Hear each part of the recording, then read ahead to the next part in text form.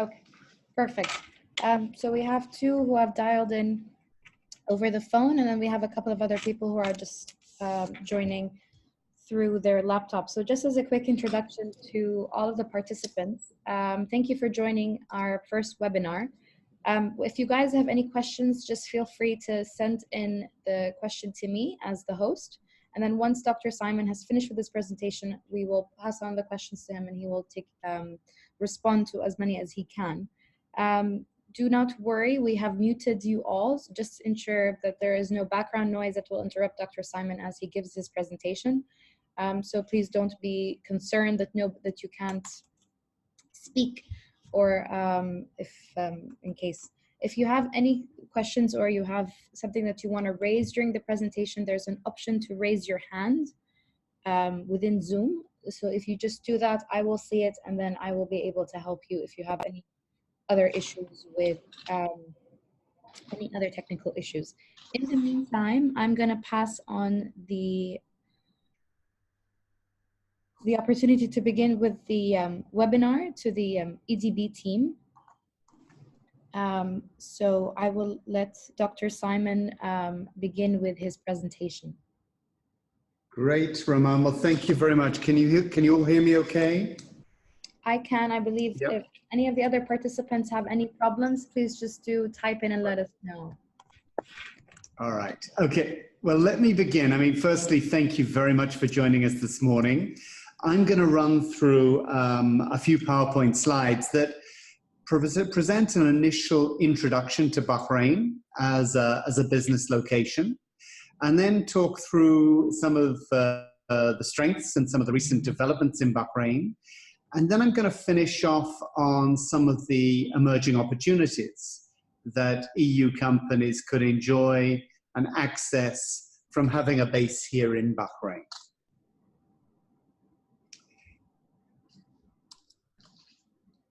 Perfect. So we'll just go. So a few quick facts about Bahrain. I mean, Bahrain is a member of the Gulf Cooperation Council, the GCC group of countries, but it is the smallest country in that group, and it's the only island economy. Bahrain's about the same size as Singapore, about the same size as the Isle of Wight in the UK, and has a population of 1.5 million people. About half of that population are expats from all over the world. The other half are native Bahrainis. And Bahrain, even though it is an island, is connected to the largest economy in the GCC, which is Saudi Arabia. So we have a large causeway which connects us to the eastern province of Saudi Arabia. And it's a very important conduit. We have around 1 million visitors from Saudi visiting Bahrain at weekends every month. But we also have a lot of people that choose to live in Bahrain, but work in companies like Saudi Aramco, the other side of the causeway. The economy of Bahrain, of course, is well known as an oil-producing country, but the economy is diversified quite dramatically into a number of other industrial sectors. So oil and gas now accounts for around 18% of our GDP, but financial services is only just behind with 17%. We also have a number of quite large manufacturers here producing things like Oreo cookies and other food and beverage products, many of which are exported straight into Saudi Arabia from Bahrain. We're also quite proud of the fact that Bahrain's a leader in many different global rankings. One of the more important ones for us is that we've been voted #1 in the world as an expat destination. The Internation Survey of expats living and working around the world voted Bahrain #1, but also the HSBC survey of expat lifestyle voted Bahrain #5 in the world and #1 in terms of wage growth. So we've got a number of good things. People have great language skills here. People speak excellent English, Arabic and sometimes other dialects as well. So it's a great place to choose to put your regional base or your regional headquarters, and a great place for a very affordable but really high quality standard of living. Our approach is very much a Team Bahrain approach. We want to emphasize to companies, whether they're big multinationals or even small startups, that Bahrain offers unparalleled access to decision makers here, to potential investors here, and of course to not only the Bahrain market, but many other much larger markets that surround the Kingdom of Bahrain. And we do this by bringing everybody together in Bahrain to really present a one-team approach to helping companies to set up. And then when companies come and set up and are established in Bahrain, we like to think that they are also part of this Team Bahrain approach.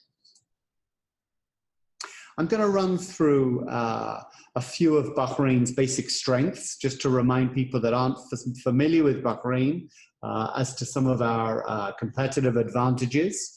And all of these major advantages we group under these words beginning with the letter P. The first is place, and that really is about Bahrain's location, right at the center of the Gulf, right at the center of the GCC economies, but very close to the major centers of population in Saudi Arabia. So you only have to drive the other side of that bridge, and you have another large population of well over 1 million, nearly 2 million people that are living in the eastern province of Saudi Arabia, which is a very rich part of Saudi Arabia. And even Dammam and even Riyadh, the capital of Saudi, is accessible by driving within around 4 hours' time. So you've got a great place to hub, a great place to access markets, but from a very open, easily accessible economy. Linked to this is the fact that Bahrain has a number of really strong bilateral relationships and a number of free trade agreements, not only with the GCC countries, but also with places like Singapore, the EFTA region in Europe, but also a fairly special arrangement with the United States. We have a free trade agreement with the US that really opens up the US market for any company that produces goods or even services in Bahrain. The next of those 4 Ps that I want to talk about is people. And here, of course, we're referring to the talented people that we have in Bahrain, people that have very high education level, great communication skills, are very friendly, very open, very warm, but also a great pool of international expats, people and talent that have come from all around the world that have chosen to live in Bahrain because of its lifestyle and because of its affordability and because of the support that Bahrain provides to people that want to create employment in Bahrain. And if you take a sector such as financial services, around 56% of people working in financial services are Bahrainis. That means that if you want to set up a fintech firm or a financial services firm here, you've got a great pool of local talent that you can draw on, talent that may have decades of experience.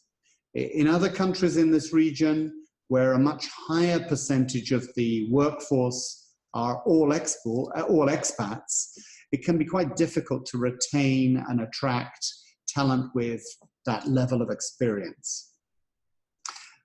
We also have a sister organization, which we call Tamkeen, and Tamkeen provides grants and assistance for employers, whether they're foreign or local, that give Bahrainis job opportunities. This support can be up to 50% of a fresh graduate's salary for the first year, and then 30% for the next 6 months. And again, because we have a great record of offering a really good expat lifestyle, because we have a very open visa regime, it's really quite easy to attract global talent to move, come and settle in Bahrain. The next of those 4 Ps, the third of those 4 Ps is price. And by price, we mean the cost effectiveness and the cost competitiveness of Bahrain as a business location. The fact, for example, that in Bahrain, we haven't chosen to have lots of special economic zones. Bahrain is basically one giant special economic zone. This means that foreigners can come into Bahrain, set up a business without the need for a local partner, and they can own 100% of that business from day one. It also means that you're not restricted to being in a particular area, a particular building. You can choose where you want to be based in Bahrain. Also, Bahrain still doesn't have any form of corporate tax, no personal income taxes of any kind, and no wealth taxes or capital gains tax. So it's a very tax efficient place for people to live, a very tax efficient place for people to run their businesses from. In fact, the only tax that we have here is a value added tax, a GST, that was introduced this year. And this GST is capped at just 5%, the same level that you'll find in both Saudi Arabia and the United Arab Emirates. Other costs are also very competitive here. The costs of running businesses are between 20, 30, 40% lower in Bahrain than you would find in most other cities in the GCC region. These are some more breakdowns of the cost, whether it's land, whether it's staff, whether it's utilities. Costs are very competitive in Bahrain compared to UAE. And of course, costs in terms of hiring labor, again, very competitive, great pool of local labor, but also really cost-efficient ways of hiring staff from all over the world. And then the final one of those 4 Ps that we want to talk about is the fact that Bahrain has traditionally been a real pioneer in this region. It's led the way in many, many developments and has led the region in things such as education. Bahrain was actually the first GCC country to discover oil in 1932, the first to open a major international airport, and also has led the way in financial services, becoming a major financial hub from the 1960s onwards, with a very far-sighted regulator, but also now is leading in other ways. We've liberalized the telecoms market, which has really opened up the telecoms market to a lot of new opportunities. And there are many, many more changes to come that I'll talk about later on. So it's all very well being a pioneer in the past. What interests most of the companies that we're actively supporting are the new opportunities as we see them here in Bahrain. And there are 3 major groups of opportunities. The first one we'll talk about is the opportunities in the expansion of our physical infrastructure and our oil and gas find. The second are opportunities in the changes that we've made to the whole regulatory environment, reforming, improving our regulations, changing laws to open up the economy to new businesses and new sectors. And then the last, most recent and very exciting change that's taking place here is the opportunity for startups and opportunities from the digital infrastructure that's been introduced into Bahrain in just the last few years. So physical infrastructure, Bahrain is investing the equivalent of our entire annual GDP, $32 billion US, in many, hang on, we lost the slide, many physical infrastructure projects, ranging from the expansion of a brand new airport terminal, the upgrading of our aluminium smelter, and the modernization of all our oil refineries. All these projects present real opportunities for consultants, subcontractors, contractors, from around the world to participate in some of these projects. And then we also have a very large offshore oil and gas discovery, which is shale oil and tight gas that's located around the west coast of Bahrain. We believe that there's as much as 80 billion barrels of tight oil in place and around 20 or 10 to 20 trillion cubic feet of deep gas reserves. Now, to extract this oil and gas will probably involve some fracking, and we will need to bring in companies that have expertise in shale oil and deep gas exploration. But this could be quite a game changer for Bahrain because the reserves are so large. So we have a couple of test drills that are being put in place right now. When we get the results of those test drills, we'll have a much better understanding of how commercially viable and how much of these oil and gas reserves can be commercially extracted. But this is happening right now, and we believe we can start actually extracting this oil and gas in large quantities within the next 4 years.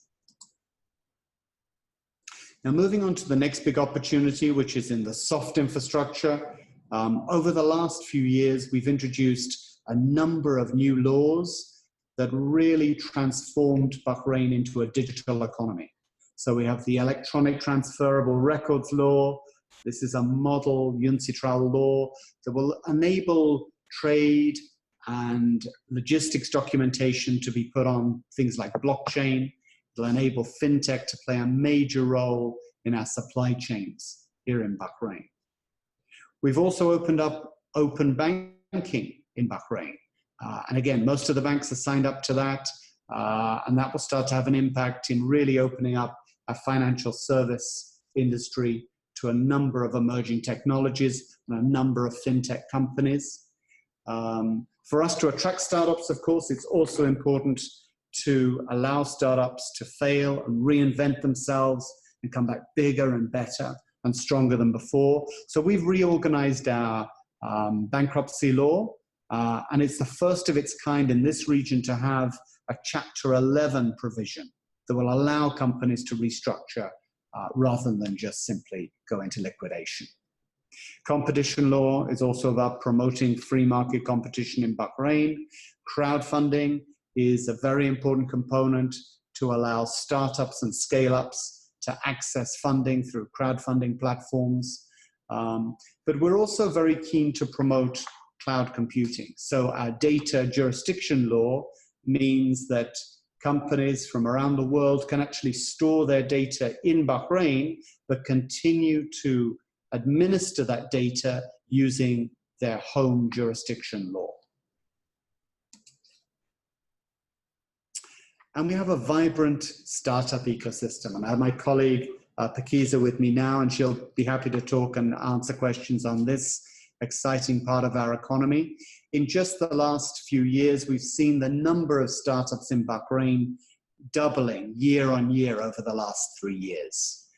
We're seeing a really healthy mix of local, homegrown startup founders and startup teams, but we're also attracting scale-ups from elsewhere in the region and elsewhere in the world who are coming to Bahrain to test their product, test their service in what is a very open and accessible market.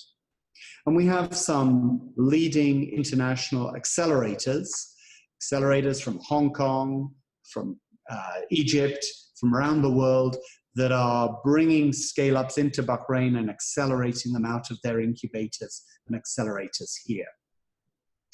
One of the things that attracts startups is the fact that we have a tremendous concentration of high net worth individuals. We want to encourage many of these family offices and wealthy individuals to become active angel investors and to invest and support the startups that we attract and grow here in Bahrain. Also, as a small economy, as I said before, you have tremendous access. You have access to leading decision makers, whether it's the governor of the central bank or ministers that are shaping the regulatory environment for businesses. As a startup, your voice will be heard. And it's quite easy to shape and even adapt to regulations because you have that tremendous access. This slide shows just how quickly the startup ecosystem has grown. Unfortunately, it's a little bit out of date because it keeps growing all the time. But if we go back to 2016, well, there were around 35 high growth startups in Bahrain. If we go to the end of last year, there were 96. But as of today, I think we're on about 116 startups that meet our definition of a high growth, scalable, internationally oriented business that's emerging in Bahrain. And these are examples of the accelerators that we have, accelerators that have set up in Bahrain but have links to other economies. The Brink Batelco accelerator focuses on hardware, IoT hardware startups that want to come into the region. And they have also accelerators in South China and Hong Kong. So companies can scale up by manufacturing in South China. C5 is very closely linked to Amazon Web Services and attracts a lot of software as a service type startups. Flat 6 Labs emerged out of Egypt, but they have a number of really successful accelerators across the region and are specializing in really growing Arab startups in the GCC. And last but not least, Nest, again, is a Hong Kong startup, but really it's a Hong Kong accelerator that partners with major corporates and develops corporate acceleration programs and then attracts startups to work with those corporates to solve particular issues and work on particular projects. It's important that we get the right types of funding in place for startups. And we've been concentrating very much on working with partners to make sure that no matter what stage you are, whether you're an early stage startup, you have access to seed grants. And as you grow, whether you have access to, as I mentioned before, crowdfunding, angel investors, some equity investing, and then venture capital firms. We've set up a fund of funds in Bahrain called the Al Waha Fund of Funds, valued at $100 million US. And we're using this fund of funds to attract VCs, to put investment professionals, investment decision makers here in Bahrain to make investments from Bahrain, although not exclusively in Bahrain startups. This slide just shows, gives you an example of some of the leading EU companies that are already very established in Bahrain, many of which are expanding here. DHL has a regional headquarters here. BNP Paribas also has a regional headquarters here in Bahrain. AXA is building a new flagship office here in Bahrain. Thales is very involved in the new airport expansion project, and so on and so on. But this is only a small sample.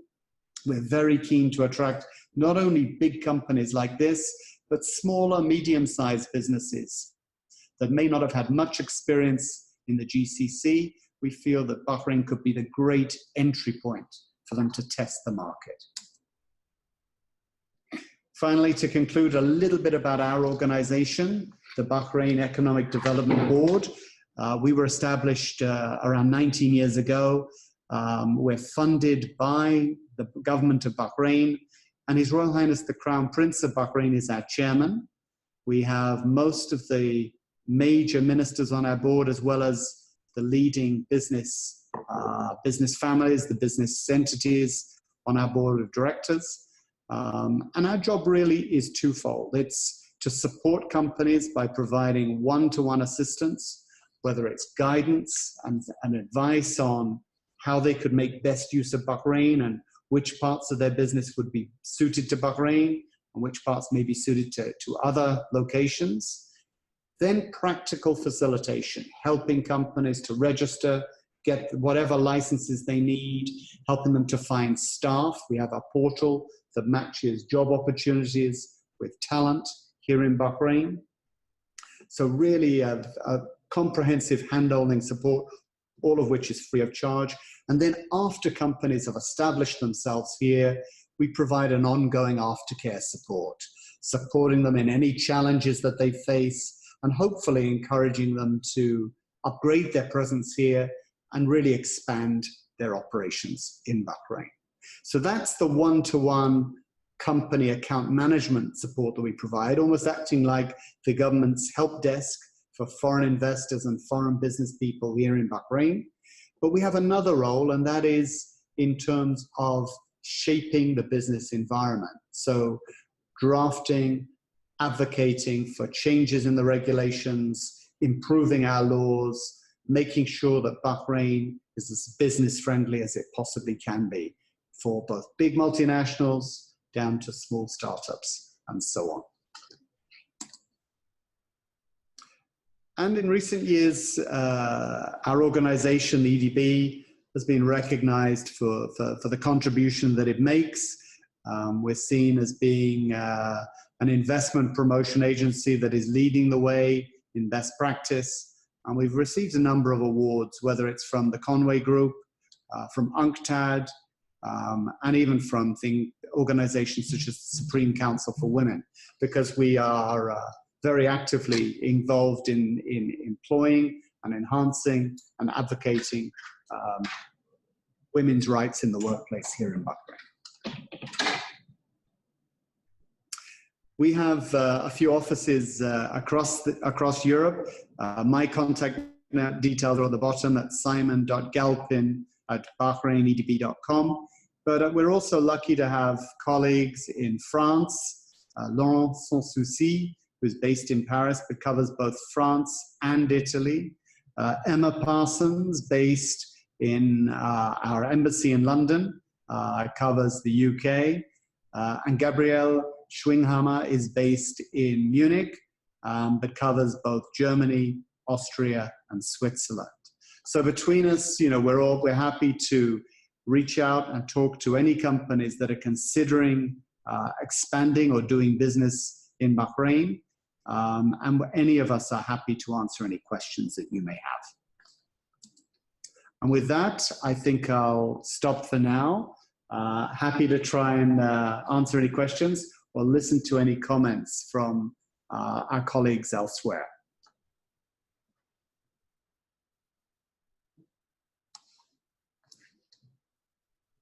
Raman, are you there? Yeah, I'm here. I'm just trying to see if any of the attendees have any questions or that they'd like to ask. Well, perhaps I can just invite my colleague, Pakiza, who's with me now. Pakiza is really the lead when it comes to supporting our startup ecosystem in Bahrain.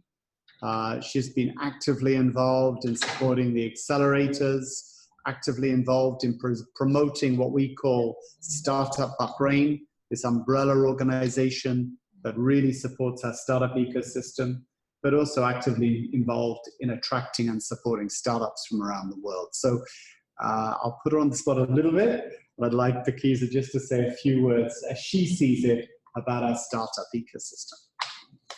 Thank you so much, Simon. Hi, everyone. Just sharing with you a couple of highlights from our startup ecosystem. As we mentioned earlier, around 116 high-growth, scalable companies have set up in Bahrain. Some of them are actually from different international countries. We've got Dree from the UK, who's a company that helps ministries and government entities move into the cloud. So with the cloud first policy that was announced in Bahrain in 2018, a lot of the ministries had to sort of digitize their platforms, and Dree and some of the other startups have found a very great opportunity for them to work hand in hand with those organizations. There's a company called Dual Networks. It's from Switzerland. The startup joined one of the accelerators program, received an investment, equity investment in his company, and now opened branches in Saudi and the Emirates. So companies that come into Bahrain in the short span of the past 3 years have been able to grow into different markets and to expand into the region. And this is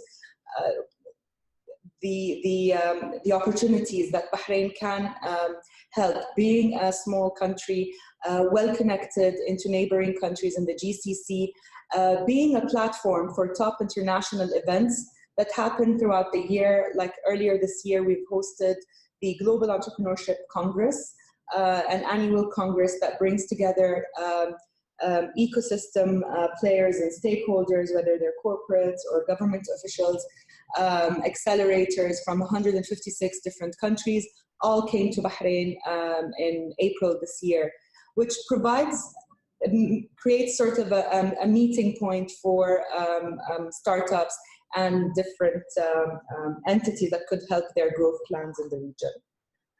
That's sort of in a nutshell what I wanted to sort of share with the audience. We're happy to take in any of your questions and provide you with any further details that you wish to know about.